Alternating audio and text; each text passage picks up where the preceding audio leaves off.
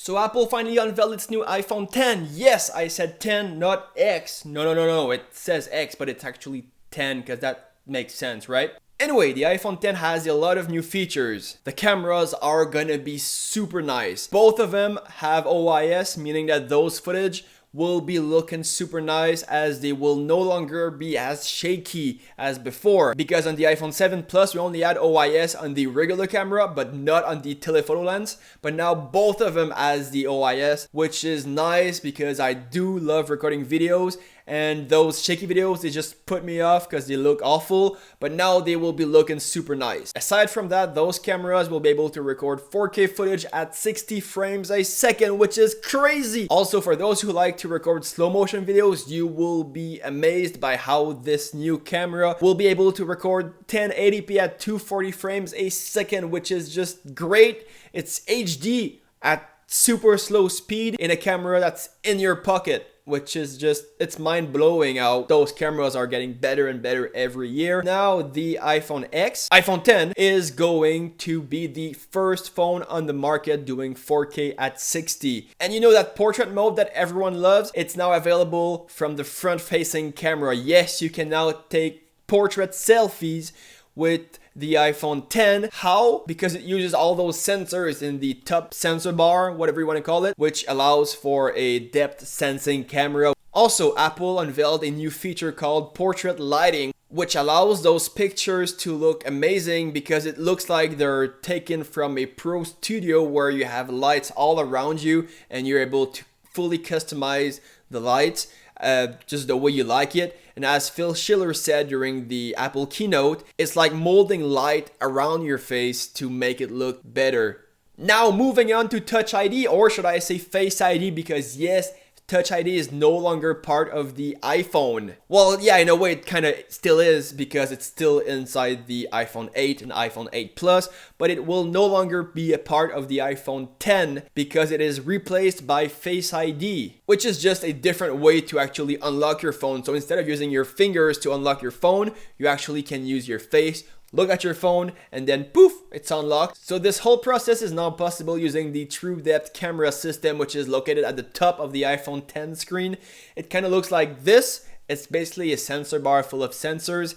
Here we go. We've got the dot projector sensor, the 7 megapixel camera, microphone, speaker, the ambient light sensor, the flood illuminator, which I don't know what it does, but it sounds cool. We've got the proximity sensor and also the infrared camera, which allows Face ID to work in low light scenarios just as well as outdoor during the day. And that is really cool because other phones on the market that scan your face, they don't work at night. So without going into too much details about Face ID, because I don't know how it works, I'm going to tell you one thing. It uses about 30,000 dots and it projects those dots on your face. And this allows the phone to make a map of your face, which it stores on the phone itself, not in the cloud. That way your face stays in your pocket and will never leave your phone. And also, from what I understood from the keynote, the phone is kind of attention aware, which means it knows when you're looking at it or when you're not. In other words, you could look at your phone, it will be unlocked, and then you just look away, and poof, it's locked again. Look back, unlocked, look away, locked. And that makes it really secure. And also, Face ID adapts to changes over time. So if your bone structure changes over time, it will see those changes every day, and it will kind of update your 3D map. And that way, as your face changes, then you will always be able to log into your phone, as Face ID will see those changes every day and will remember that it's your face. Does that make sense? And obviously, Face ID will work with Apple Pay. That way you can actually pay for stuff with your face. Let's now talk about specs. So the iPhone 10 will come with 3 gigs of RAM and also comes with 2 storage configurations, either 64 gigs or 256 gigs. Obviously, the CPU is now better. It's about 70% better than the previous one, and the GPU is about 30% better than last year's. All in all, the iPhone 10 will now have a new chip designed by Apple, which is the A11 Bionic chip. Let's now talk about water resistance. Unfortunately, the iPhone 10 is not IP68 certified, it's only IP67, which means it is only water and dust resistant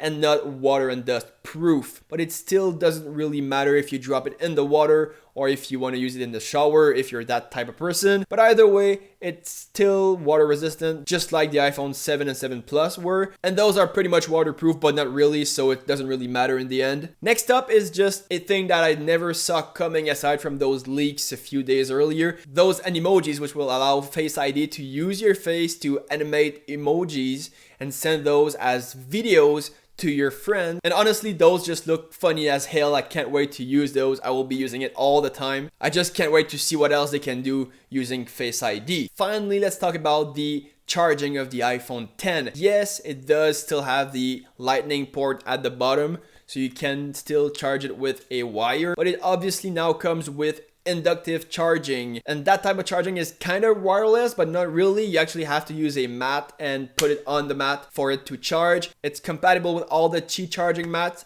so you can use your iPhone X, iPhone 10 with all those mats already existing in the Starbucks near you, McDonald's and all this. And Apple announced a new product which will be coming in 2018. It is called the Air Power Mat, which is a charging pad that is just wider, and it actually charges many things at once. So you can take your iPhone 10, Apple Watch, and also the new AirPods coming later. That means that you can put those three things on the mat at the same time anywhere, and it just charges. And that animation on the iPhone every time you put things on the mat, it's just so cool. It looks nice, it looks cool, and I'm wondering if we can actually put more than three things at once. Can we have like 2 Apple Watches, 3 AirPod cases, and then 5 iPhones, whatever? I know it's not big enough, but can it charge more than 3 things at once? I don't know. I can't wait to test that. And finally, if you're wondering the price of this iPhone 10, the 64 gigs version is priced at 1,320 Canadian dollars, and the 256 gigs version is priced at 1,530 Canadian dollars,